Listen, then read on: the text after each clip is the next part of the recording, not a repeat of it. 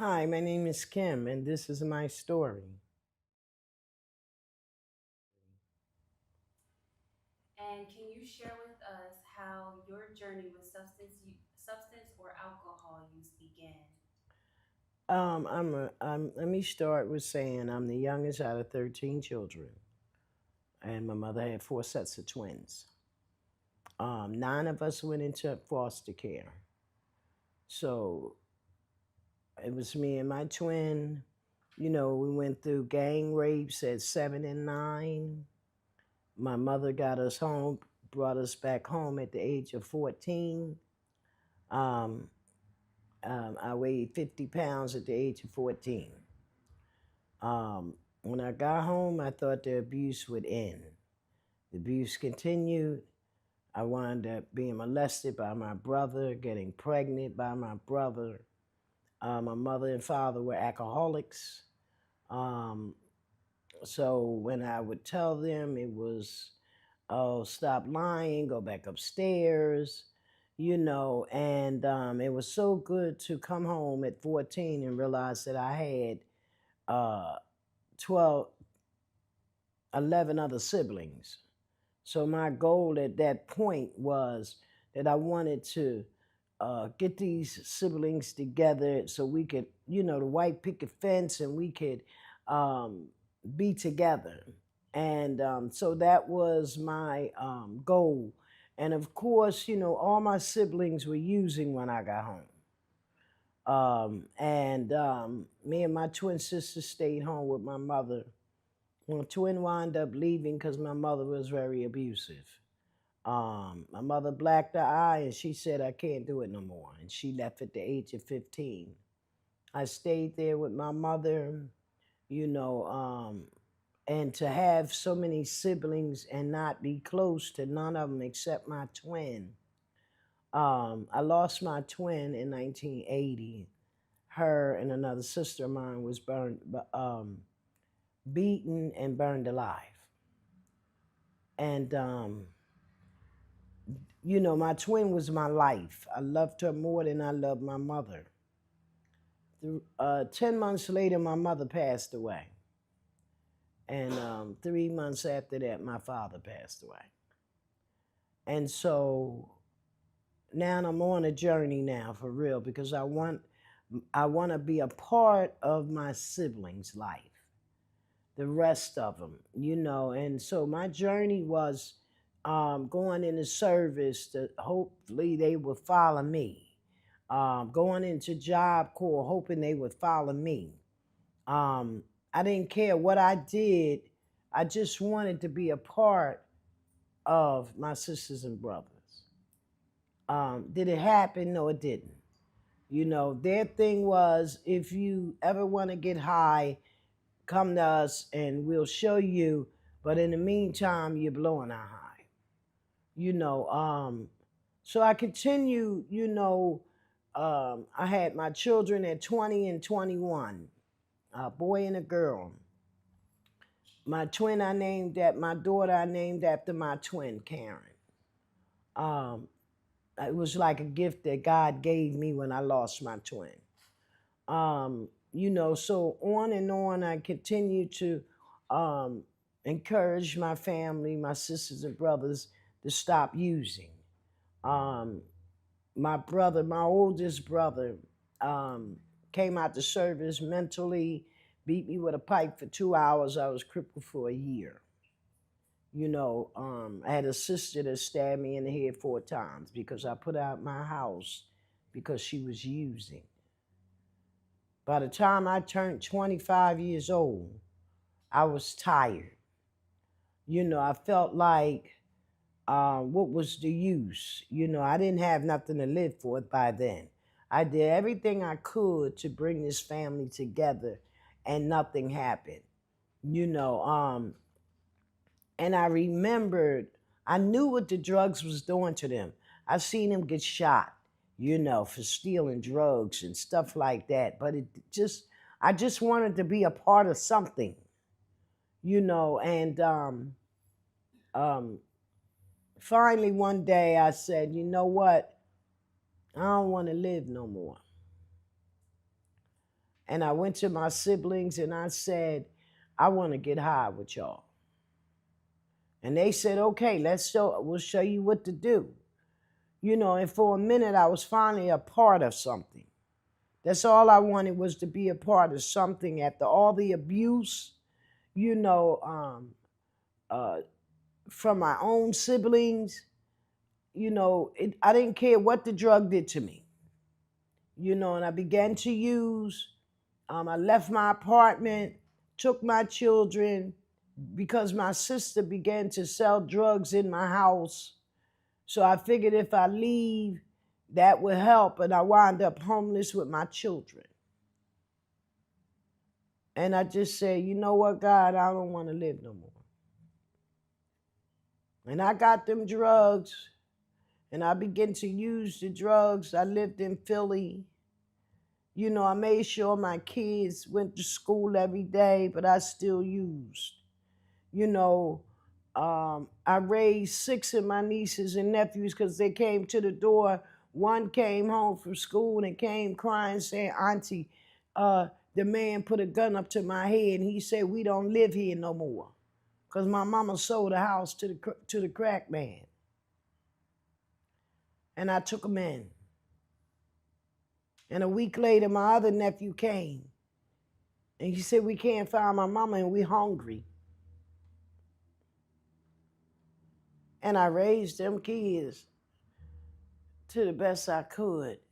I didn't ask for money, nothing, because I just felt like what I went through in foster care and what I went through when I got home, I didn't want to see my nieces and nephew in nobody's foster home. I knew if they was with me, they would be protected. You know, and when I could no longer take care of them because the addiction was going strong, then I called in some aunts and stuff and said, look, we got to find the fathers to these children, because my siblings were using. And finally, we found homes for all of them with their families, their father's side of the family. And I kept my nephew because he didn't have no family. You know, and I one day I just said, I got $5 here. The kids is hungry and I want to get high. I took my kids, they was 7 and 8, no, 6 and 7. And I put them on the bus and I sent them to grandma's house. For years I said, you know, I looked at people different because my kids wasn't in the system. But they were in the system because they wasn't with me. You know, and my addiction, I used for 5 years. And that 5 years, I became homeless, living in an abandonment. I wound up in a shelter with my nephew until I could no longer care for him. And I gave him to his sister's father so that they could raise him. He was 28 years old. He came to see me. He said, fix me some chicken and macaroni and cheese. And he brought his son to me, and we spent the whole day together. And when he left, he went and blew his brains out. How did that impact your journey?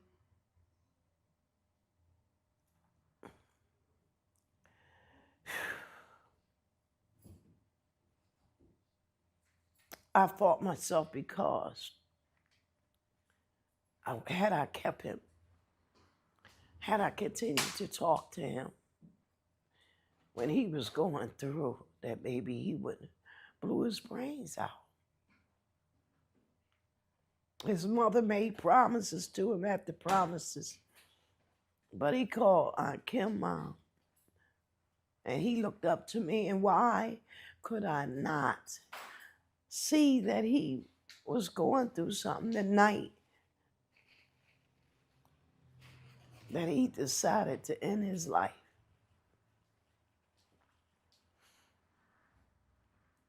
I faulted God for everything. I faulted him for the abuse that I endured in foster care, the starvation, and to get home, and it was the same thing.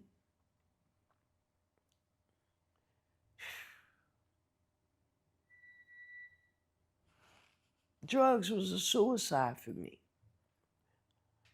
No, I didn't trick. I only got high with my brother. But I just, every night was like, God, let me take this last hit and let me end my life. But apparently that's not what he had for me. He said, you got a story and you need to tell it.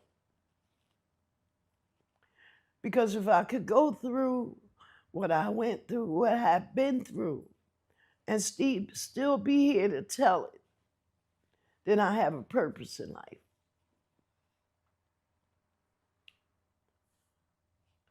So I used for 5 years. One night, I just used so much, and I was in a garage. And, you know, when you smoke up all the stuff, it's time to go. And I remember the knock on the door and somebody saying, I know that my sister-in-law is in here and you better open this door and let her out. And the things that I was about to do, there had to be a God, even though I blamed him for everything I had been through, because I said, God, why? Why everybody harming me? And I remember him knocking on that door. And they opening the door because he was going to shoot the door down. And he said, come on, sis, this is not you. He said, we're going to take you to a rehab. I went to a 28-day program. And every day they kept saying, there's 28 of y'all, but only 3 going to make it. All I wanted at that point was my children. Because that's all I had in the world was my children. And I was determined to be one of them 3. And I was one of them 3. With 33, almost 33 years clean. But it was a struggle. It was a struggle. They said when you come in recovery, you got to do it for yourself. But I came in recovery to do it for my children. I wanted my children. And I remember being in the shelter, but still letting my children visit grandma, because grandma took care of my kids for 2 years. And she did a good job. And I remember leaving the shelter to go pick them up that night. And I had 30 days clean. And I went to pick them up. And my son said, Mommy, Grandma got to tell you something. And he was adamant. And my daughter was quiet. So I'm looking at the watch like, but I'm going to miss curfew. But I finally went back to Grandma's house and I said, what is it that Brian wants you to tell me? And he said, oh, it's nothing. Kenny touched the kids. I said, what do you mean he touched the kids? He touched them, and I said, did you call the cops? She said, no, I told him to leave and don't come back. With 30 days clean, I could have made a decision right there to just use and give up. But instead, I got back to the shelter, explained what happened. We went to the hospital, and their father had raped my daughter and molested my son.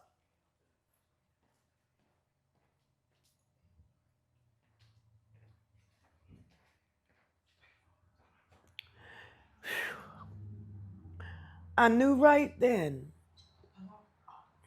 that I would never use again. Because if I'd used, I wouldn't be able to protect my children. And I said this, we're not going to play this tape, and the same thing that happened to me would happen to them.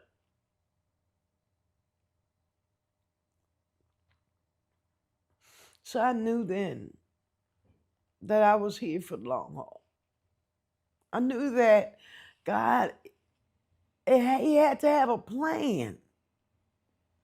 Because even in using on Sunday, I went to church. I had an auntie that had kept her door open for me.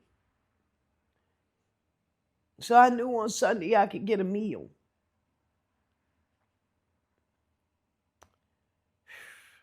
So I'm grateful. I'm real grateful to be here. I'm grateful to tell my story because I know that what I've been through, and if I could go through what I've been through and be here to tell it, it has to be a God somewhere.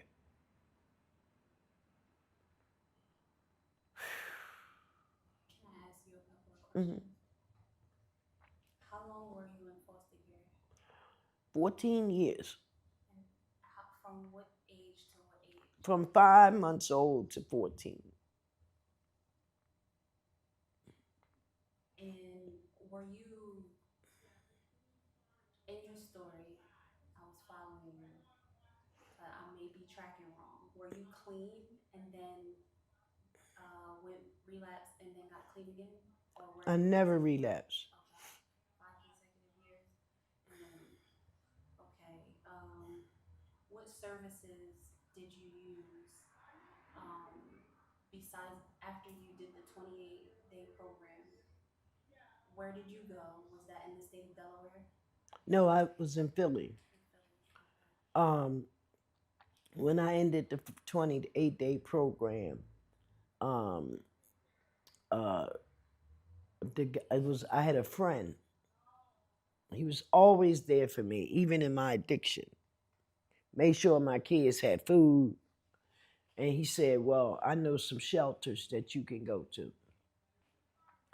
And he told me to go to Liza Shirley downtown in Philly. And my brother's used to be girlfriend worked there. And she got, usually when you go to Liza Shirley, you gotta, they give you one room and then you gotta get up the next one and go back so you can get another night.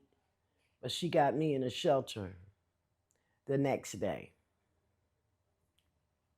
Were there any services that you utilized in the state of Delaware during your journey to recovery? Um,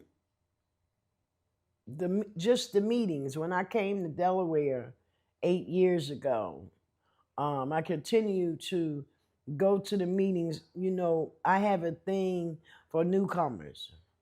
People, whether it's a man or woman, you know, the love that I got when I got here. I want to give back to those that's coming in here to let them know that you could go through anything. I've lost 9 siblings in recovery. 9. 2 from overdose, and I'm still clean. Did your kids use any services in Delaware to support them with their experience? No, I put my children in therapy. My son in Philly, my son went to art therapy, and my daughter went to therapy. And it's amazing because after what her dad did to her, when she found out he had cancer, she had her husband build a room in their basement and she took care of him till he died. A lot of women wouldn't have been able to do that. What advice would you give someone who is currently struggling with substance use or alcohol use? I would tell them to keep their head up. You know, your help may come in different ways. Where I live, it's a lot of addicts that's coming in the neighborhood. And even though I go and chase them away, I always give them some encouraging words. And I tell them, it's a new way to live. And if you know my house, if you want some help, come to my house. What would be your most rewarding aspect? Number one, being clean, waking up every morning and thanking God for where He's brought me from. I've accomplished some goals here. I went to school, I got my GED, I went to college, I got an associate's degree in early childhood education. I've ran a daycare director, something I didn't never think I could do. That's why I say, you're not bad because you use. The disease starts way before you pick up the drug. When you're going through the abuse, and you don't know how to talk about it. When I saw what my sisters looked like after they were strangled and burned alive, I didn't get therapy for that. So all that stuff was buried. When I came in recovery, today I'm able to walk past the cemetery. I'm not ready to go in it. Today I could walk past the fire department. All that is through being in recovery, being around women and men. Because I didn't like men.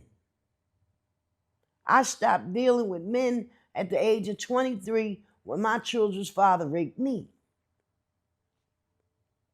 So I didn't want to have nothing to do with men. And today I can hug men today. Today I can honestly say I love them. Because they give back just like I give to them. And the reward of having my own home, being able to take the key and put it in the lock and say, thank God I got a roof over my head. My children, my daughter's been married for 16, going on 17 years. She has forgiven me. My grandkids have never seen me use. My great-grandchildren have never seen me use. That's a lot of gratitude. And anybody could do it, but you just have to have the willingness. And I have the willingness to keep going and to be there for the next newcomer that comes in, because I want them to feel the love that I feel. When I go to a meeting and I see somebody I ain't never seen, they always call me the hugger. Because you never know when somebody's going through something and what that hug but just might do. So I've had a success being in recovery. October the 1st, I had 33 years. And that's a blessing from where I came from.